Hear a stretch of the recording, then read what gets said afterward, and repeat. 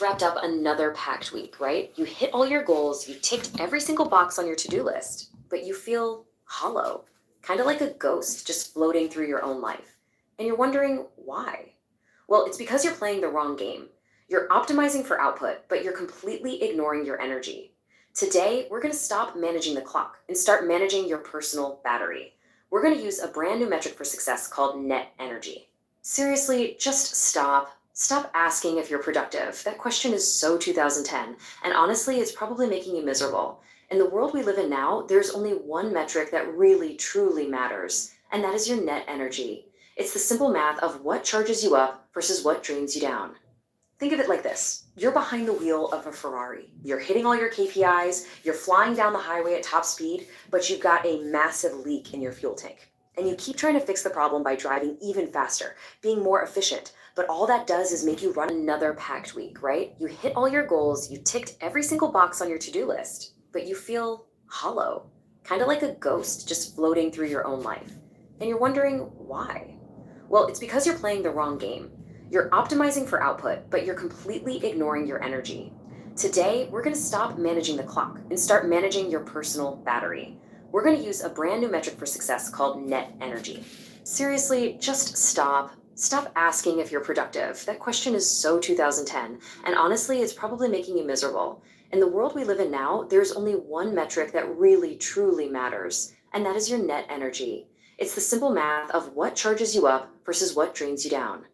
Think of it like this. You're behind the wheel of a Ferrari. You're hitting all your KPIs, you're flying down the highway at top speed, but you've got a massive leak in your fuel tank. And you keep trying to fix the problem by driving even faster, being more efficient, but all that does is make you run out of gas sooner. That ghost feeling? Yeah, that's you running on fumes. Okay, so to fix this leak, we first have to get real about something. We have to understand why the old model, the whole productivity hustle, is just fundamentally broken for the way we work today. It's a complete lie.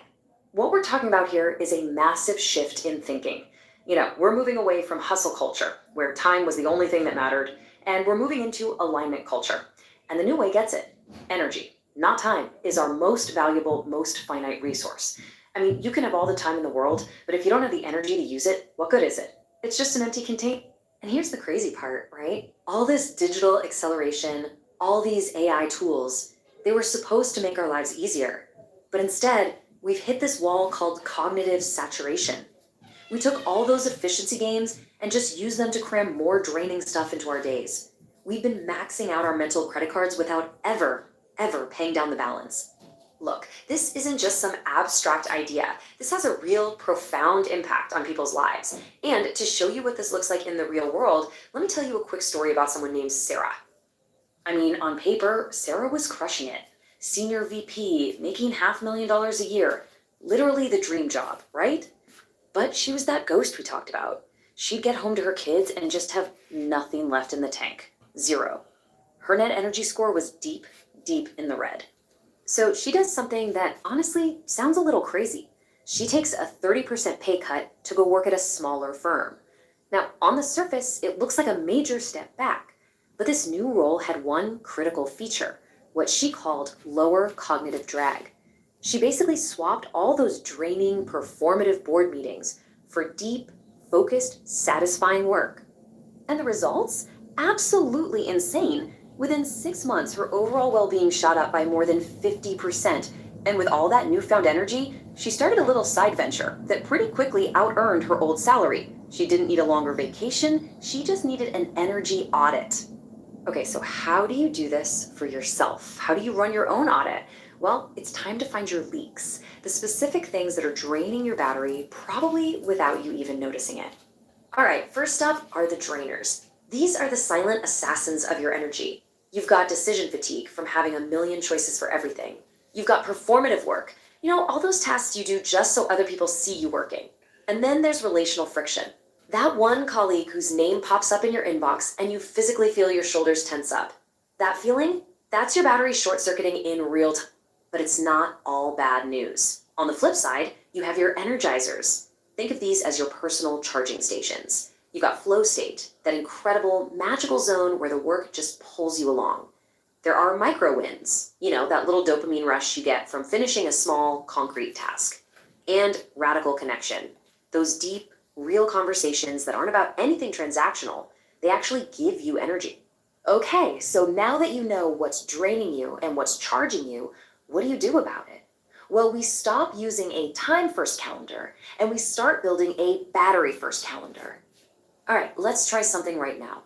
Pull up your calendar from the last 2 days. I want you to go through and label every single event, a plus sign for energizing, a minus for draining, and a 0 if it was just neutral. Now, look at that ratio. If more than 60% of your calendar is marked with a minus sign, you're not just busy, you are in a state of energy bankruptcy. This leads to a really important question. Knowing that some tasks are just heavy drains, what's the actual limit? How many can you realistically handle in a single day before you start borrowing energy from tomorrow? The magic number? It's 3. That's it. The new standard for a sustainable cognitive load is a maximum of 3 heavy drain tasks per day. Anything more than that, and you're officially taking on energy debt. And the interest rate on that debt? It's the entire weekend you have to spend just trying to get back to 0. Now, the good news here is you don't have to blow up your whole life tomorrow. You don't have to quit your job. The path forward is actually simple, it's manageable, and it is incredibly powerful. And this is maybe the most important thing I'll say today, so I really want you to let it sink in. You are not lazy. You haven't failed. You are just leaking energy. We've been taught to believe that exhaustion is some kind of character flaw. It's not. It's a math problem. So let's wrap this up with the 3 big takeaways. First, audit your leaks. Find that performative work and get rid of it. Second, protect your flow state like your life depends on it, because frankly, your quality of life does. And finally, manage the battery, not the clock.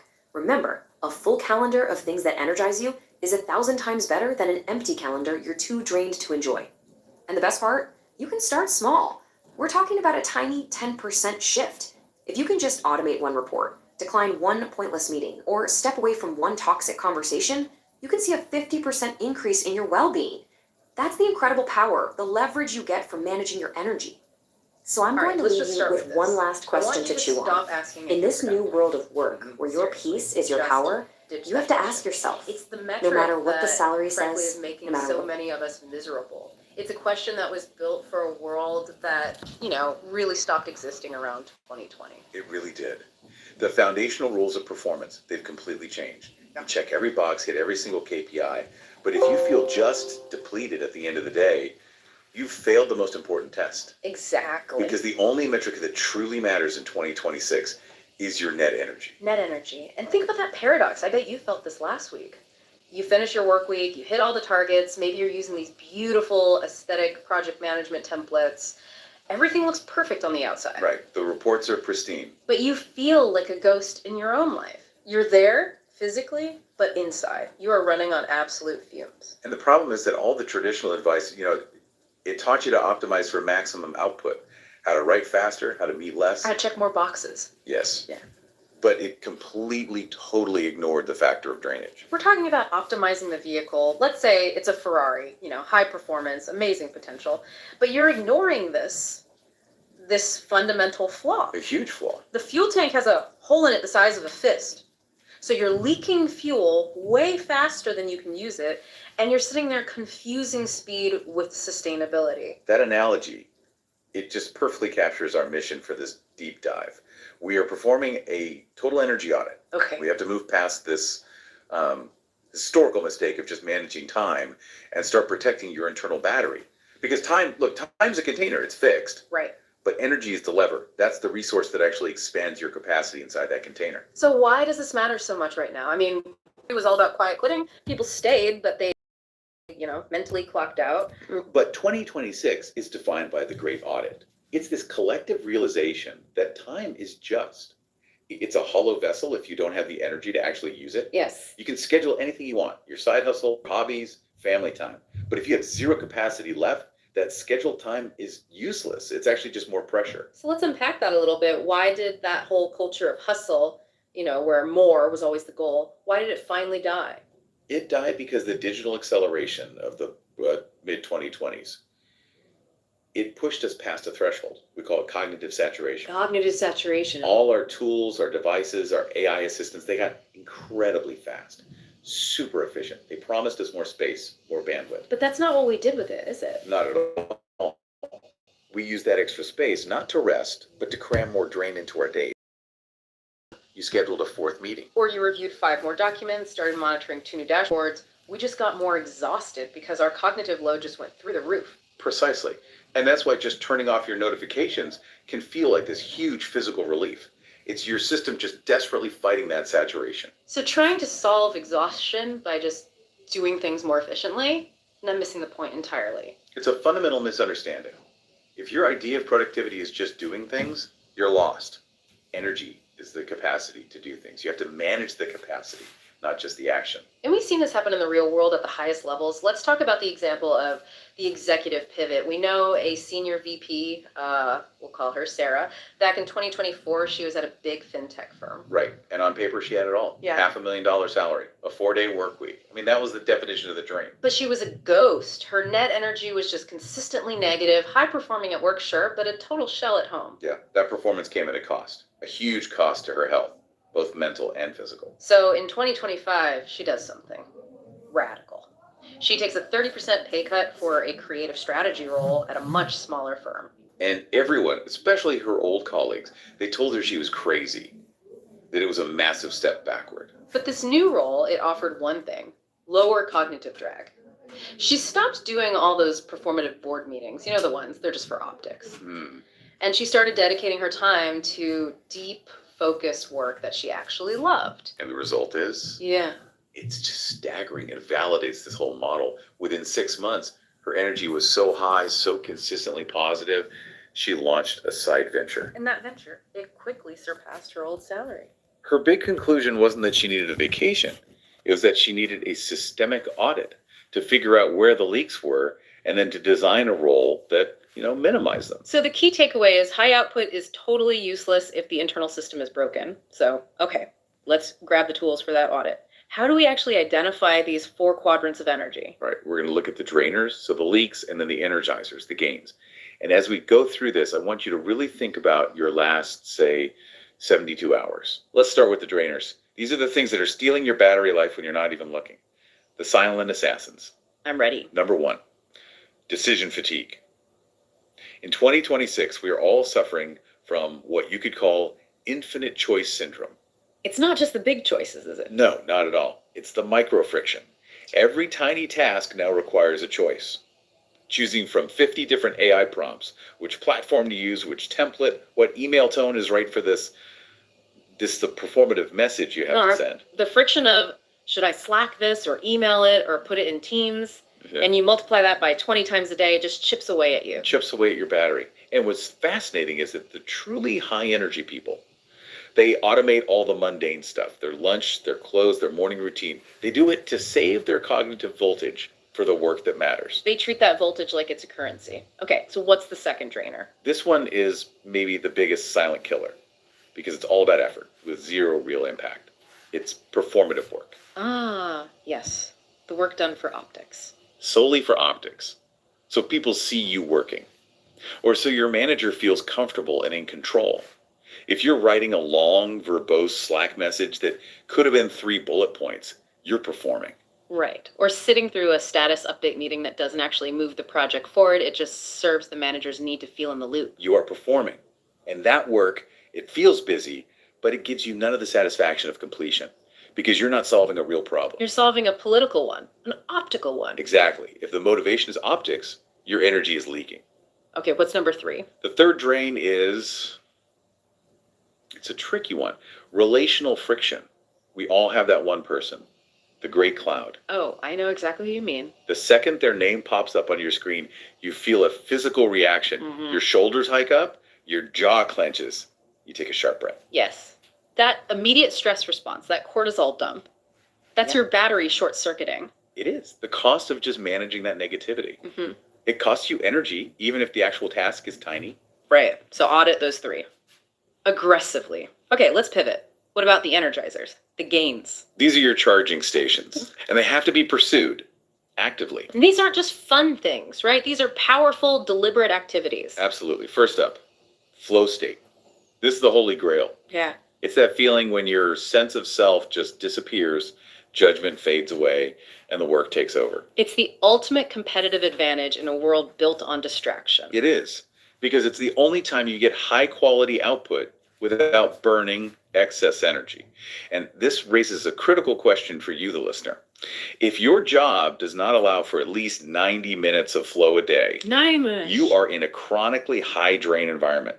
That 90-minute block, that's the new standard for a mentally healthy job. Okay, 90 minutes of flow. What's the next energizer? Micro wins. Our brains are fundamentally wired for completion. A micro win has to be a small, tangible task that you finish and you get that little hit of dopamine. You're saying there's a key difference here, right? A crucial one. Clearing your inbox is maintenance. It feels good for 5 minutes, but you're just organizing old tasks. You're not creating anything new. That's a neutral block at best. Okay. A micro win is building one specific slide, writing a single page of copy, solving one specific bug. It's tangible and it creates momentum that recharges you. And the final one? Radical connection. This has to be deep, non-transactional conversation. And this is so important. We're not talking about networking. Or selling or managing someone with a hidden agenda? No. This is just being with someone. You're present. You're exchanging genuine ideas, maybe laughing. Yeah. You're outside of that transaction-based work relationship. These interactions, they actually generate energy. They're a true charging station. So you have to look at your calendar and actively protect those flow blocks and deliver in the radical connections? If you don't, the drains will fill that space automatically. Okay, so that's the audit. How do we apply it? Right, from auditing to application. We are abandoning the old first calendar, which assumes every hour is the same. And we are adopting the battery first calendar. Okay, let's do an interactive exercise. We'll call it the 48-hour stand. I want you to do the last 2 work days. Every block of time, even the commute, the lunch break, the time you spent scrolling, and you're going to label them. First is the plus sign. Plus energy. Did this block give you energy? Did you feel lighter, more focused, more optimistic after it? That hour of deep work, a call with a mentor. Then the minus sign. A, did this block drain you? Did you need recovery after? That 20-minute doom scroll on social media is a minus. That stressful meeting with the gray cloud person, huge minus. And finally, a bureau for neutral. This is maintenance. Clearing the inbox, simple admin tasks. It doesn't charge you, but it doesn't immediately drain you. It just keeps the lights on. So now look at the results. And here is the crucial warning we've seen in the data. If your calendar, your audit is more than 60% minus. 60%. You are not busy. You are not hustling. You are, to use the phrase we've heard, dying. Your system is in a chronic deficit. And we have to acknowledge the reality of 2026. The cognitive load of the world is just too high to be a hero every day. Which brings us to the rule of 3, the 2026 standard. The rule is Handle 3 heavy drain tasks per day. my job, realistically, it requires 4. A complex strategy meeting, a performance review, learning a new piece of software, and I have to put out